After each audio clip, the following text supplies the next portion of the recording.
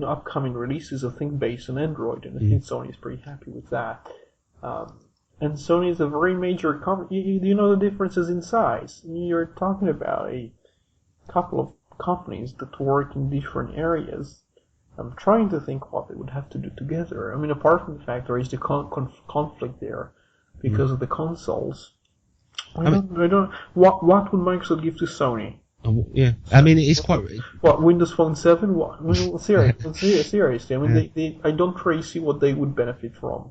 Yeah. I mean, there is some argument to be had in a joint partnership console for the next generation, and that gives it an element of not truthfulness but credibility. Why would they present it under a banner like Microsoft Sony or Sony? I mean, what's the meaning of that? Is it like one company now, or? I don't know. I mean, I think at the moment it's taken to be a bit of a joke and one of the. One of the things they do is they to avoid the cyber squatters. Is this the right word? Sorry, squatters of sorts. Maybe they just buy lots of domains of things that people might consider to be buy-worthy. So if you look at Microsoft, I bet they have like hundreds, maybe thousands of domains registered just to secure them.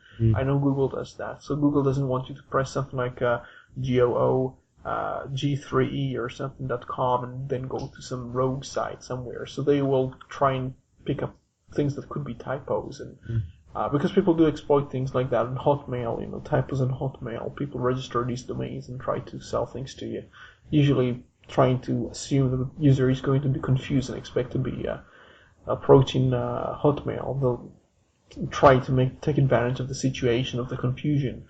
So maybe they just register the site, and the registrar is just trying to make something out of nothing, which would be quite typical. The register. Maybe there is something to it, but they would call it something else. Or, I mean, it could very well be, the other alternative could be somebody somewhere has got wind of a rumour which they've been led to believe is true, that Microsoft and Sony are going to have a partnership, and they've got in quick and thinking they're very clever. It'll certainly be interesting to see how it pans out. Register? Do they have registration details? Did you say it's registered with Microsoft? Well, it's not quite. Let me have a look at the article again, because I just skimmed the top of it. Domains they were assigned to Microsoft Corporation, but that doesn't necessarily mean that Microsoft Corporation has actually registered them.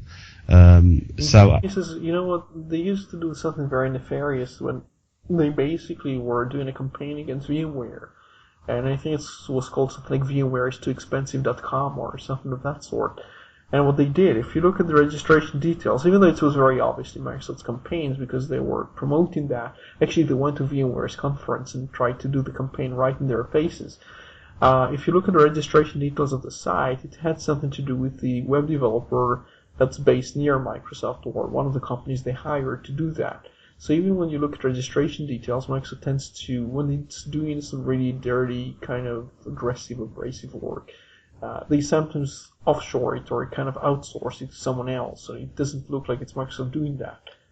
So in this case, if you could prove that, well, if there was a partnership between those two companies, it would be the company itself having to register the domain because they couldn't just pass it around later. So unless it's Microsoft or Sony actually registering with their address and everything else, it's probably just somebody having a bit of fun. I mean, there is a certain amount of sense involved with a joint partnership console, but I think there's too much water under the bridge between the two companies in terms of what their products are currently. That I don't think it's possible, but it's certainly something that was a bit of a sidetrack, and it's quite interesting. Certainly something to talk about anyway. Now, the final piece of news isn't such a rumour or myth, and it's a subject that I've quite enjoyed covering on TechBytes over the last couple of months. In fact, I believe it started late last year, and it's my favourite gentleman, Andrew Crosley, from the now defunct ACS Law. Now, we've all heard how his case against 27 file sharers, to be fair, crashed and burned in the British courts when he tried to take them to court, alleging that they infringed on copyright, etc., etc.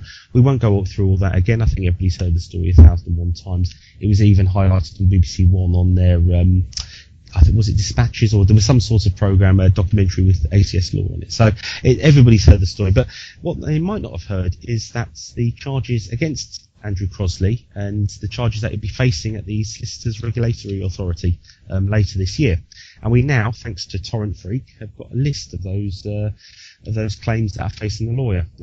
It's first one, allowing his independence to be compromised, acting contrary to the best interests of his clients, acted in a way that was likely to diminish the trust in the public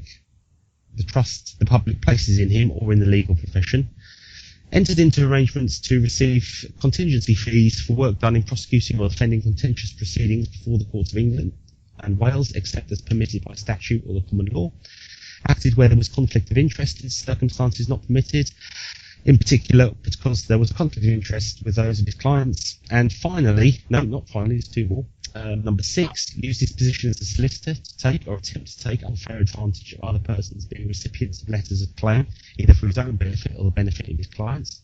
And finally, acted without integrity in that he provided false information in statements made to the court, which I thought was criminal offence, being that of contempt of court, or perverting the court of justice. But then, who am I to say? So that's a list of charges for allegations against Mr. Crosby, which will be held at the tribunal, which is going to be held in October, and I think that will probably draw to a conclusion the whole sordid history of this whole affair. People that will realised about or heard about Andrew Crosby's information leak saw Andrew Crosby only being charged or fined £800 for that particular breach of privacy because he claimed bankruptcy, allegedly. So he seems so far to have got away pretty lightly, and we'll see what the tribunal has to offer when it hears this case. So that's in October. That certainly should make riveting viewing, and hopefully the right decision will be made then.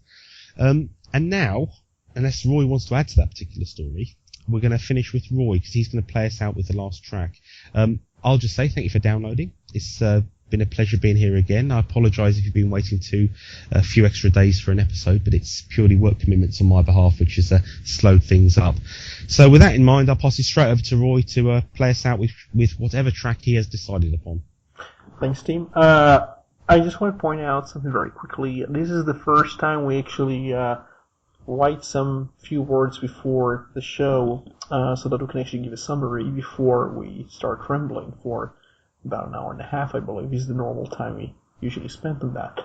And the tracks themselves we used them as a bit of a distraction this time because we had basically some issues with the audio, and every person who's listening to the show can probably tell. I'll try and see what I can do to improve that slightly so it sounds a bit more decent.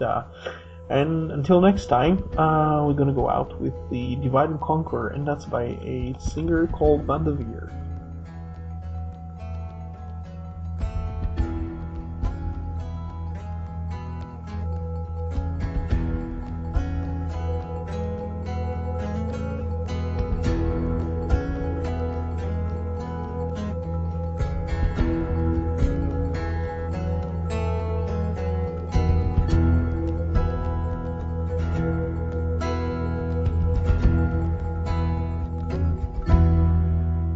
When you wake in the morning, does it feel like a warning?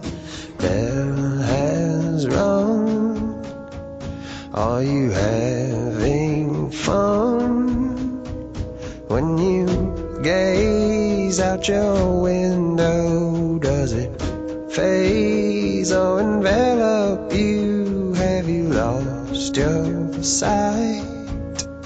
Or is it just too bright to see? I think you've got a thinly veiled directive, but I can't be sure of your intent, so I elect to hold my tongue. I'm not the only one who sees in your sketches the lonely number one. I think I got a fairly unique perspective, but I would hesitate to offer up a new direction. This compass of mine has a mind of its own, always searching for a new start, a heart to call home.